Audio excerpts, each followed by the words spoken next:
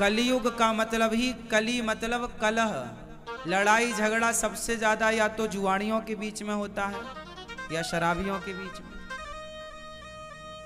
ये शराब पीने वाला क्या करता है, अपनी माँ की आरती थोड़ी उतारता है, माँ को गालियां देता है।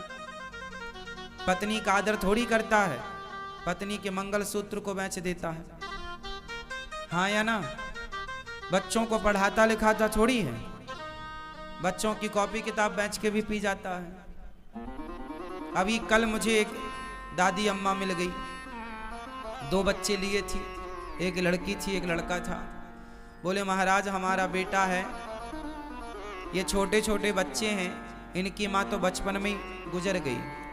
अब जो इन बच्चों का बाप है वो शराब पीता है और उसने इन दोनों अपने छोटे छोटे बच्चों को मारा, और मैं उसकी माँ हूं तो मुझे भी मार कर निकाल दिया, घर में किसी को रहने नहीं देता। इन बच्चों का भविष्य क्या?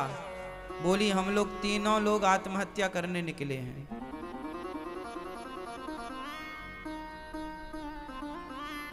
शराबी इस तरह से प्रताड़ित करता है ना अपनी माँ को, अपने बच्चों को, अपनी पत्नी को। फिर मैंने माँ को समझाया कि माँ जैसे पढ़ाओ लिखाओ इन बच्चों को, आप समझदार हो, आपके जब तक हाथ पांव चल रहे हैं आप करो कुछ। आत्महत्या करना किसी समस्या का समाधान नहीं होता। समझाया, उसके बाद वो माँ चली गई। कहने का तात्पर्य तो यही हुआ कि शराबी अपने परिवार को कितना प्रताड़ित करता है ये तो शराबी का परिवार ही जानता होगा। क्यों जी? शराबी की पत्नी कितनी दुखी है ये तो वही जान सकती है। जिसके पांव में विमाई फटी ही नहीं वो पीर पराई क्या जाने, और जिसने बेटी को जन्म दिया ही नहीं वो बेटी की विदाई क्या जाने।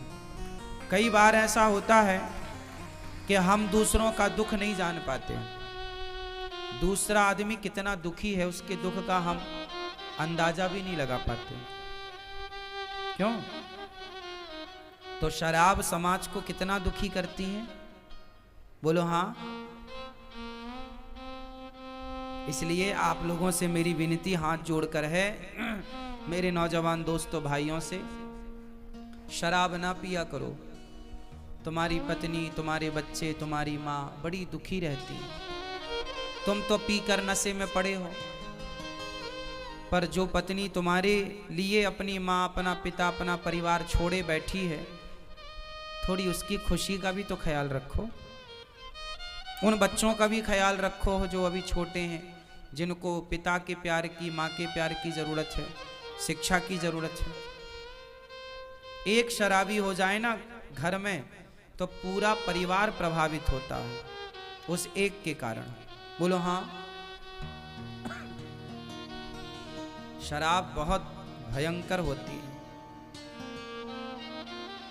इसलिए शराब पीना चाहिए क्या?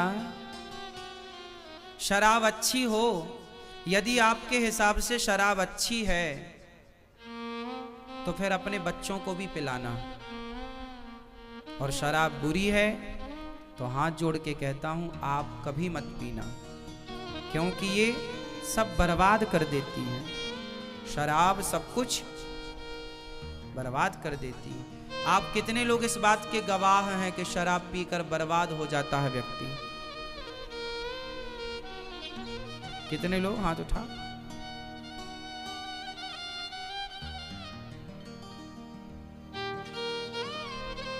लाखों लोग तो बर्बाद हो चुके है ना। कई एकड़ जमीन जायदाद थी जिनकी, वो भी बेच बेच के शराब में बर्बाद कर गए। अब उनकी औलाद भीख मांगने पर मजबूर है। ऐसा भी समाज में देखने को मिला है। क्यों जी ऐसा होता है? बिल्कुल होता है। शराब पीना बुरी बात है ना कि अच्छी बात है? बुरी बात है।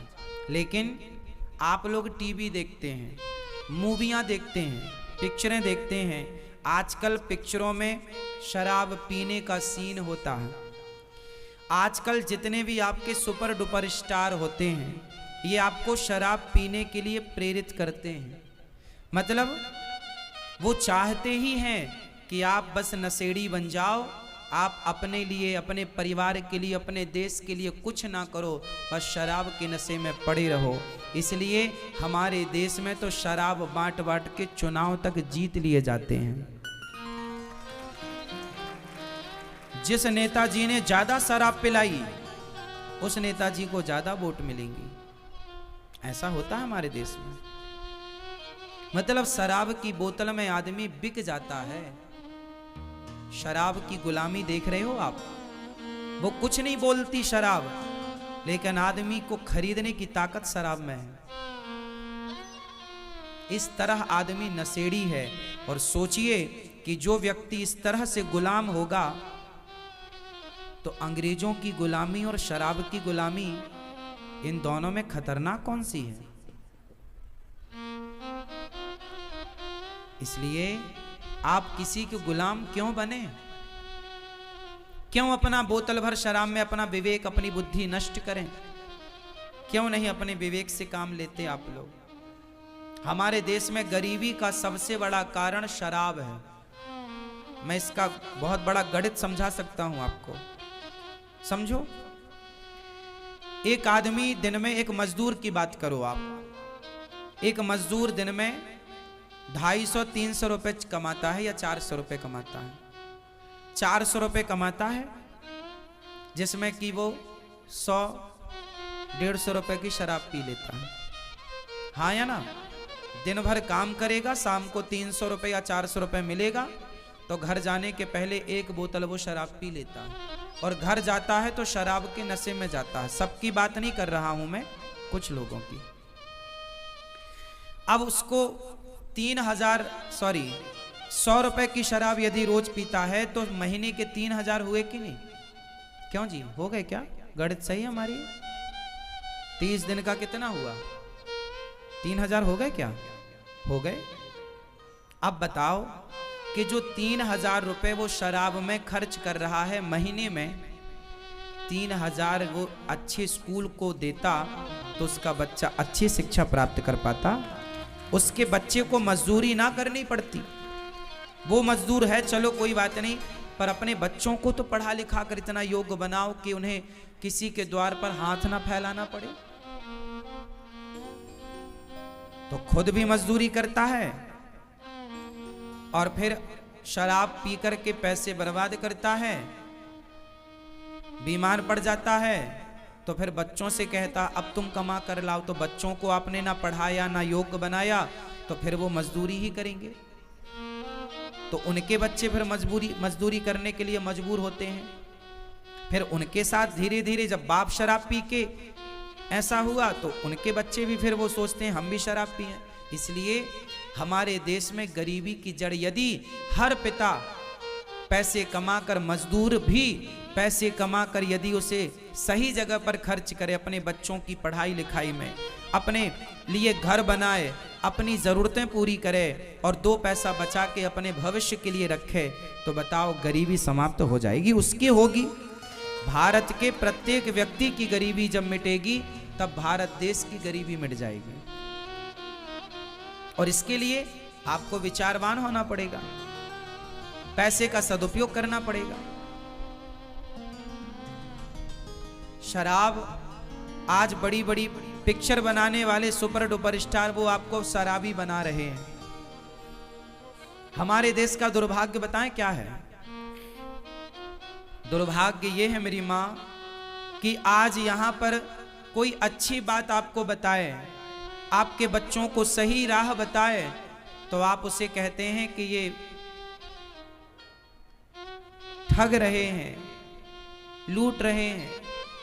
और आपको कोई गलत बात बताए तो आप उनकी जय जयकार करते हुए उन्हें सुपर डुपर स्टार बना रहे हैं। अब देखो ना, आपके कितने सुपर डुपर स्टार ऐसे हैं जो गुटखे का प्रचार करते हैं, जो शराब का प्रचार करते हैं, जो जुए का प्रचार करते हैं। जंगली रमी ऐप डाउनलोड करा रहे हैं कि नहीं?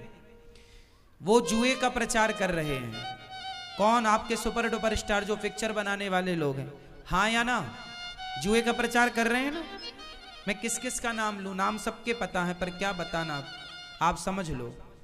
जुए का प्रचार सुपर डुपर स्टार करते हैं, मतलब वो क्या चाहते हैं कि आपके बच्चे जुआ खेलें। वो शराब का प्रचार करते हैं सुपर डुपर स्टार लोग। पिक्चर क्या बनाते हैं? मुझे पीने का शौक नहीं, पीता हूं गम भुलाने को। इससे तो आदमी शराबी बनेगा कि भाई गम किसके पास नहीं है। तो अच्छा खासा आदमी, आजकल तो स्त्रियां भी पीने लग गई क्योंकि वो भी गम में है। वो गाना सुन ली कि मुझे पीने का शौक थोड़ी था, वो तो गम भुलाने को पी रही हूं। तो आज तो स्त्रियां भी, कुछ स्त्रियां भी शराब की दुकान में खड़ी नजर आ रही हैं, क्योंकि उनको भी तो गम है। जीना अगर जरूरी है तो पीना बहुत जरूरी है, ऐसे गाने हैं। माना जी कसूर हुआ, मैं नशे में चूर हुआ, मुझको होश में ना लाना, क्योंकि जीना अगर जरूरी है तो, ये गाने बना रहे हैं। इससे इन बच्चों में क्या, अब ये छोटा बच्चा गाना सुनने लग जाए, मुझे पीने का शौक नहीं, पीता हूं, तो वो पूछेगा ना क्या पीने का शौक नहीं है, ये कौन से क्या पीने की बात कर रहा है। वो बच्चों को तो क्लिक करेगी ना बात, थोड़ा होश आएगा तो वो भी फॉलो करेंगे कि हम भी पिए। तो आज के सुपर डुपर स्टार क्या कह रहे हैं? दाने दाने में केसर का दम। आपके बच्चों को क्या कहा जा रहा? दाने दाने में केसर का दम। इससे क्या होगा? आपके बच्चे शराब पीने वाले बने, वो ऐसा चाह रहे हैं। आपके बच्चे गुटखा खा रहे हैं, वो लोग ऐसा चाह रहे हैं कि गुटखा खाएंगे तो गुटखा बिकेगा, और बिकेगा तो उनको गुटखे का प्रचारक बनाया गया है। कोई फ्री में थोड़ी बने हैं वो प्रचारक। अब दाने दाने में केसर का दम, 3 लोगों ने प्रचार किया है इस गुटखे का, और तीनों सुपर डुपर स्टार हैं। और ये वही लोग हैं। क्या इन लोगों के पास पैसे की कमी थी साहब? कभी मिले तो पूछना, क्यों भैया आपके पास पैसे की कमी थी क्या, जो आपको गुटखे का प्रचार करके पैसा कमाना पड़ा? तुमसे अच्छी तो वैश्या है, वो शरीर तो बेच देती है, लेकिन वो अपने ईमान को नहीं बेचती। वो अपनी मजबूरी में कुछ भी करे, लेकिन वो किसी को प्रेरित नहीं करती कि भाई तुम वैश्यागामी बनो। और ये तो टीवी पे आकर रोज प्रेरित कर रहे हैं, दाने दाने में केसर का दम, मतलब आपको प्रेरित कर रहे हैं कि गुटखा खाओ।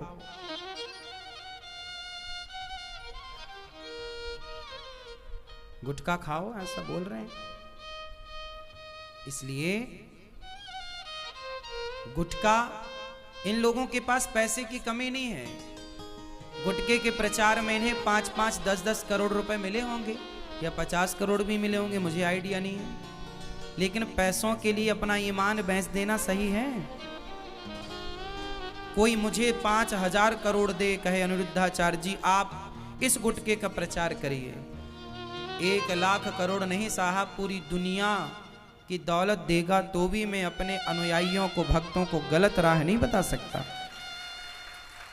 ये मेरे धर्म के विपरीत है, खिलाफ है। कोई आप पर विश्वास करता है तो क्या आप उसको गलत राह बताएंगे?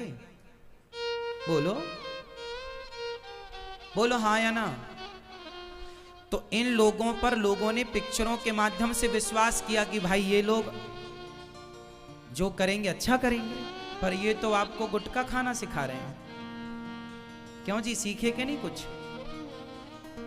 कुछ खाने भी लगे हैं।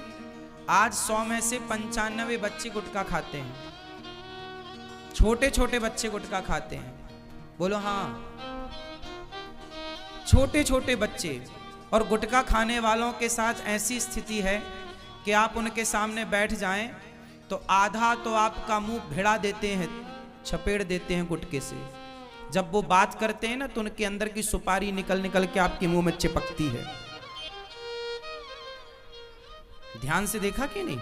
इसलिए गुटखा खाने वालों से ना उचित दूरी बना के बात किया करिए, नहीं वो उनके अंदर का गुटखा आपके अंदर आ जाएगा।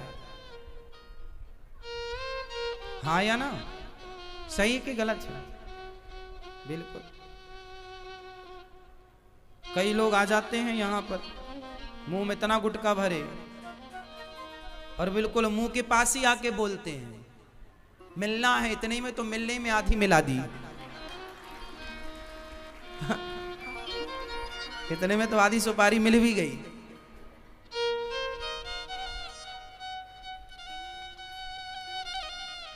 है ना? हमें तो गुटखा उटखा खाने वालों से डर लगता है।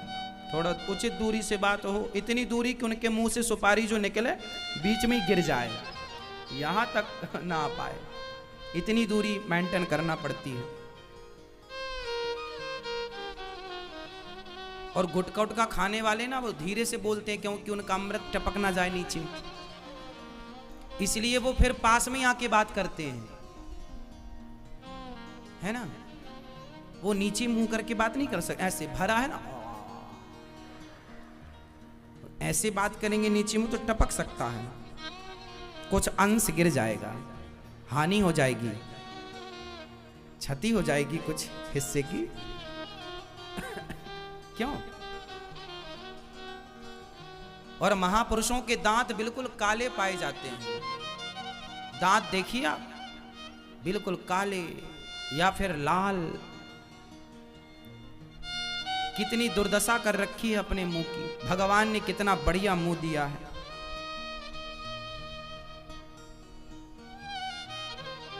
जिस मुंह में राम का नाम होना चाहिए उस मुख में देखो क्या क्या भरते हैं। तो आप सावधान रहिए उन सुपर डुपर स्टारों से जो आपके घर में घुसकर आपकी संतानों को गलत राह, अब जो गलत दिखा रहे हैं आप उन्हें सुपर डुपर स्टार कहते हैं, और हम जैसे लोग आपको सही राह बताएं तो लोग संतों को उंगली उठाते हुए कहते हैं ये बाबा लोग तो पाखंडी हैं, ढोंगी हैं, ये हैं। संतों का अपमान होता है और उन लोगों का सम्मान जो खुलेआम गलत का प्रचार कर रहे हैं। संडे हो या मंडे, ये अंडे का प्रचार किसने किया था? बोलो, किसने किया था? जरा बता। नहीं पता? आप लोग बहुत भुलक्कड़ हैं? हम नहीं भूलते। टीवी पर एक टाइम पर यह भी ऐड आता था, संडे हो या मंडे, अंडे का प्रचार है। इसलिए अब वो लोग अंडे का आपको प्रचार कर रहे हैं। अंडे खाने वाले का धर्म क्या है? अंडे खाने वाला, मांस खाने वाला धर्मात्मा हो सकता है क्या? मुर्गी की टांग चूसने वाला धर्मात्मा हो सकता है क्या? अरे जो धर्मात्मा होगा वो किसी जीव की हत्या ही नहीं करेगा।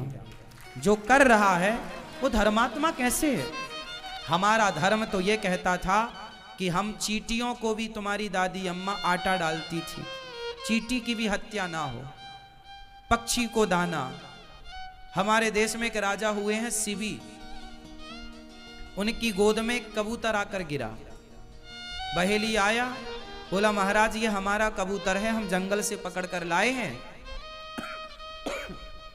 और इसे हम खाएंगे पकाकर। राजा बोला देखो ये मेरी गोद में आया है, इसे अब तुम मार नहीं सकते क्योंकि मारने वाले से बचाने वाला बड़ा होता है। ये कबूतर मेरी गोद में आया है तो इसकी रक्षा करना मेरा धर्म है। बहेलिया बोला महाराज आप राजा हैं पर वो मेरा कबूतर है, मेरे पिंजरे से उड़ गया, आपकी गोद में गिरा, दो मेरा कबूतर। राजा बोले तुझे कबूतर का मांस चाहिए ना, मैं तुझे कबूतर के वजन का मांस दे दूं तो? हाँ हाँ चलेगा। अब आप कहां से मांस लाएंगे? राजा मांस लाने के लिए किसी को तो मारना पड़ेगा, आप किसी का भी लाएंगे तो मारना ही पड़ेगा। राजा बोले इतने धर्मात्मा राजा थे, बोले मैं किसी की हत्या नहीं करता, तो कहां से लाएंगे मांस? बोले मैं अपना दूंगा।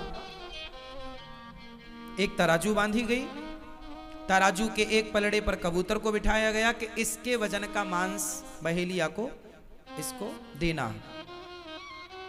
तो राजा ने अपनी जंघाओं का, जांघ का मांस काट के तराजू में रखा तलवार से, पर कबूतर थोड़ा भारी था। दूसरी जांघ का मांस रखा, पता नहीं कबूतर कैसा मायावी था, फिर भी वजन कबूतर का ज्यादा, बराबर नहीं हुआ। सारी सभा लगी है, सारी दुनिया देवता देख रहे हैं कि वाह, ऐसा राजा कि कबूतर के प्राणों की रक्षा के लिए अपने शरीर का मांस चढ़ाए जा रहा है। राजा ने अपनी छाती का मांस काट करके रखा तलवार से, फिर भी उसका वजन ज्यादा। राजा ने अपना एक पांव काट दिया, पूरा पांव रखा, फिर भी कबूतर का वजन ज्यादा। दूसरा पांव रख दिया, अब देखिए एक राजा अपने पांव काट दिया एक कबूतर के प्राणों के लिए। ये वो देश है। अंत में फिर भी कबूतर भारी, तो राजा ने अपनी गर्दन काटनी स्टार्ट की, तलवार अपनी गर्दन पर रखी और काटना चाहा, तब कबूतर से भगवान प्रकट हो गए। बस राजन, बस मैं तुम्हारी परीक्षा लेने के लिए कबूतर के रूप में आया। धन्य है तुम जैसे राजा, तुम जैसे दानी राजा, जिन्होंने एक पक्षी की रक्षा के लिए अपने आप को चढ़ा दिया। ऐसा देश है हम भारतीयों का कि हम किसी की हत्या करना ठीक नहीं समझते। क्यों जी? किसी को मारना, हम तो दुश्मन को मारना ठीक नहीं समझते। पृथ्वीराज चौहान ने मोहम्मद गौरी को पकड़ लिया, बंदी बना लिया, क्या मार नहीं सकते थे? पर दुश्मन को भी नहीं मारना, जा छोड़ दिया। ऐसे 17 बार पकड़ के छोड़ा। ऐसे दया हमारे यहां है। इसलिए जीव मात्र पर दया। आजकल ना लोग कुत्तों को, कुत्ते का मांस खाते हैं, कुत्ते को बिल्कुल गर्म पानी में डाल देते हैं, उबलते पानी में, जिंदा कुत्ते को उबलते पानी में डाल देते हैं, जिससे गर्म पानी से उसके सारे रौमे झड़ जाते हैं और उसकी ऊपर की त्वचा और सॉफ्ट हो जाती है, तो आसानी से वो छील लेते हैं, मतलब वो नोच लेते हैं। जो भी करते हो भगवान जाने। मतलब एक बात बताओ कि गर्म पानी में आप एक कुत्ते को डालें या एक मछली को डालें या एक मुर्गी को डालें, क्या उससे दर्द नहीं होता होगा? हमें और आपको डाल दिया जाए तो कितना पीड़ा होगी, असहनीय। जिंदा मछली को आप पकड़ करके कढ़ाई में डाल देते हैं। बताइए, ये जीवों पर, मूक जीवों पर अत्याचार नहीं है? बोलो, अत्याचार नहीं है? मुर्गी को डाल देते हैं आप मशीन में, पूरा मशीन, उसके पंख वंख, आजकल तो मशीनें आ गई, पहले तो मुर्गी हाथों से लोग उसके पंख नोचते थे। सोचिए कि जिसके पंख हाथों से नोचे जाएंगे, दर्द नहीं होता होगा उसे? तो ये उस मूक जीव पर अत्याचार है या नहीं?